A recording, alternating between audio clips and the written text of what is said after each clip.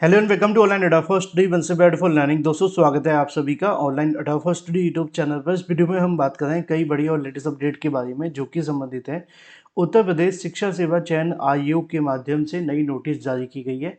उत्तर प्रदेश शिक्षा सेवा चयन आयोग के माध्यम से नई नोटिस के साथ साथ अगर बात की जाए परीक्षा से पहले बदल दी गई है योग्यता और योग्यता के बदलाव को लेकर इस वीडियो में डिटेल में बात की जाएगी, क्योंकि जब योग्यता बदलती है ना तो बहुत सारी चीज़ें बदल जाती हैं और दोबारा आवेदन के बाद होगी परीक्षा।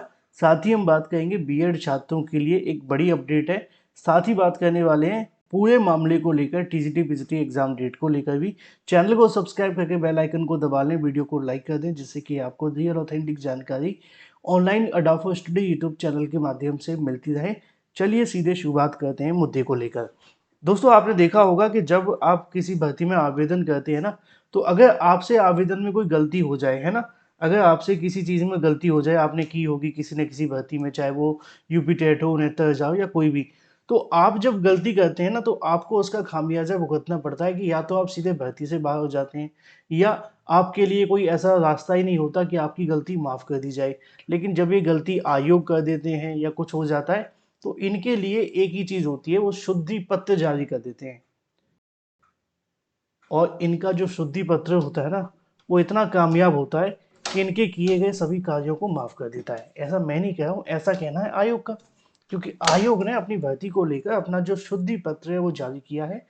इसके बारे में जानकारी आपको आयोग की ऑफिशियल वेबसाइट पर मिल जाएगी। जिन अभ्यर्थियों को नहीं पता उनके लिए ऑफिशियल वेबसाइट का लिंक मैंने आप सभी को कई बार बताया, UPESSC.UP.in, ठीक है, gov.in होगा।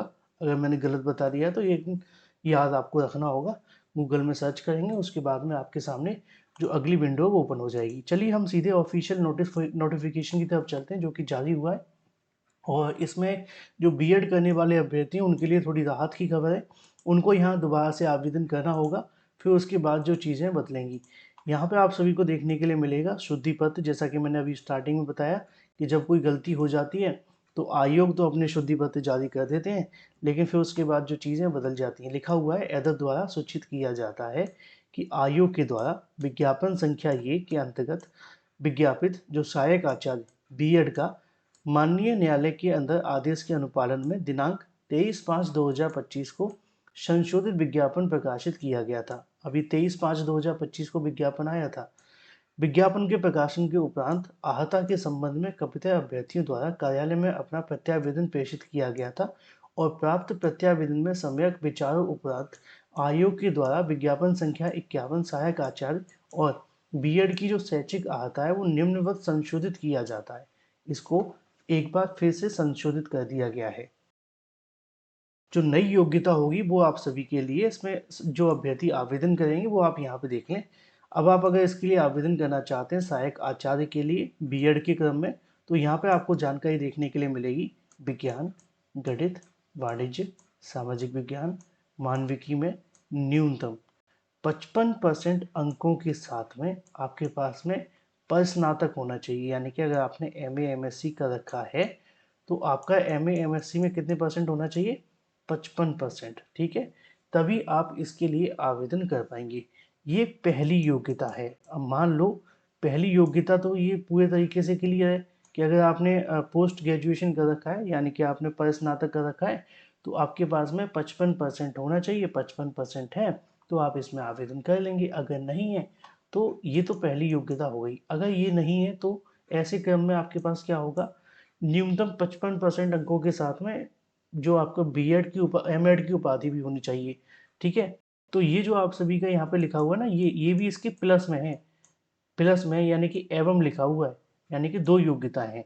अब इसको बदलाव करके आप सभी के सामने लिखा हुआ है। बदलाव ध्यान से नीचे देखिए, लिखा है या तो विज्ञान गणित आपके पास होना चाहिए वाणिज्य के लिए, या फिर इसके अलावा मानविकी में अगर आपने 55% अंकों के साथ में पोस्ट ग्रेजुएशन कर रखा है, एमए एमएससी या जो भी कर रखा है, तो प्लस जहाँ पे आपसे एमएड मांगा गया था ना, इसको कहने की हटाते हुए 55% अंकों के साथ शिक्षा शास्त्र में विषय में स्नातक की उपाधि एवं 55% अंकों के साथ में बीएड या उसके समकक्ष उपाधि आपके पास होनी चाहिए। यानी कि अगर आपके पास में एमएड नहीं है, नेट वगैरह नहीं है, है ना, तब भी क्या है कि आप आवेदन कर सकते हैं। कई बार होता है बहुत सारे अभ्यर्थी होते हैं कहते हैं सर हमने एमएड नहीं कर रखा, नेट नहीं कर रखा, है ना, एनईटी जो परीक्षा यूजीसी के माध्यम से होती है। तो अगर ये परीक्षा आपने पास नहीं भी की है तब भी आप इसमें आवेदन कर सकते हैं, बस आपके पास में बीएड होना चाहिए। अगर बीएड है और पोस्ट ग्रेजुएट अगर आप हैं तो आवेदन कर सकते हैं। अब उनके लिए जिनके पास नेट वगैरह है तो वो लिखा हुआ है कि आपके पास में नेट होना चाहिए या पीएचडी होना चाहिए या डीफिल होना चाहिए, तो ये उन सभी के लिए है। तो यहाँ पे लिखा है उत्तर प्रदेश शासन के द्वारा आरक्षण नियमों में आच्छादित संबंधित वर्ग के अभ्यर्थियों को निर्धारित न्यूनतम अंकों में छूट अनुमन्य होगी। यानी कि जो आरक्षण वर्ग के अभ्यर्थी हैं उनको यहाँ पे थोड़ी छूट भी दी जाएगी। उक्त अनुसार बीएड की शैक्षिक अर्हता को उक्त सीमा तक यथा संशोधित समझा जाए, शेष जो विज्ञापन होगा वो यथावत रहेगा। ये नोटिफिकेशन शिक्षा सेवा चयन आयोग ने जारी किया है।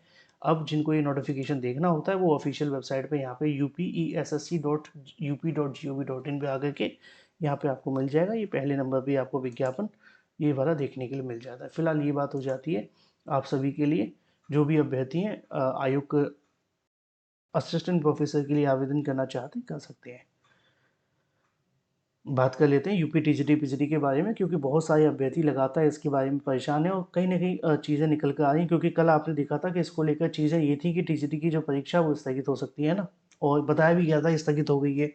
ये भी बताया गया था कि जो टीजीटी की परीक्षा है वो पीजीटी के बाद होगी। ये भी बताया गया था कि आयोग नोटिस जारी करेगा। लेकिन जितना भी बताया गया था उसमें से आयोग ने अभी कुछ भी नहीं किया है। बहुत सारे अभ्यर्थी परेशान है कि सर क्या चल रहा है, जुलाई में परीक्षा होगी कि नहीं होगी। तो देखो जो मुझे जानकारी मिली थी वो मैंने आप सभी के सामने पटल पर रख दी थी कि जो टीजीटी परीक्षा को लेकर अभ्यर्थियों ने ज्ञापन सौंपा था, है ना, उसमें कई सारी मांग भी रखी थी। मैंने कल आपको बताया था, रिपीट नहीं करूंगा नहीं तो वीडियो लंबा हो जाता है। उसमें उन्होंने ये सारी की सारी जो मांग रखी थी उसको लेकर आयोग ने कहा था कि ठीक है हमने आपकी सारी मांगों को कंसिडर किया है और जो आप सभी का कहने की परीक्षा है उसको लेकर हम विचार कर रहे हैं और जल्दी इसके बारे में नोटिस भी जारी कर देंगे। कोशिश यही होगी कि जो आपकी परीक्षा है उसको लेकर इस बार जो तारीख जारी की जाए वो फाइनल जारी की जाए। यानी कि ये बात तो कन्फर्म है कि परीक्षा स्थगित होगी टीजीटी की। पीजीटी की तो हो गई है। हालांकि रही बात नोटिस को लेकर वो आप सभी को 2-4 दिनों के अंदर देखने के लिए मिल जाएगा। मैंने कल देर रात को भी एक वीडियो बनाया था, उसमें भी आपको यही बताया था कि जो आपकी परीक्षा को लेकर नोटिस आना था ना आयोग के माध्यम से, वो इसलिए नहीं आया कि कुछ टेक्निकल टर्म्स थी जो कि अभी भी कहीं ना कहीं आयोग के सामने आई थी और आयोग उन सारी चीज़ों को क्लियर करने के बाद अपना जो फाइनल डिसीजन है वो जारी करेगा। तो ऐसी स्थिति में आयोग के हाथ में जो चीज़ है वो ये है कि पहले सारी चीज़ें क्लियर कर दी जाए। अगर सभी जगह से हरी झंडी मिल जाए तो उसके बाद अपनी ओर से जो टीजीटी पीजीटी को लेकर नई एग्ज़ाम डेट को लेकर नोटिस जारी करनी है वो जारी कर दी जाए। अब पीजीटी को लेकर तो कंफर्म है ही है कि अगस्त में होगी, बस तारीख जारी करनी है। टीजीटी को लेकर ये है कि सितंबर में कराने की तैयारियां की जा रही हैं। बाकी जैसे ही ऑफिशियल नोटिफिकेशन आएगा सबसे सटीक सबसे पहले आपको यहीं से दे दिया जाएगा। चैनल को सब्सक्राइब करके बेल आइकन को दबा लेना, वीडियो को लाइक कर देना। Thank you for watching this video.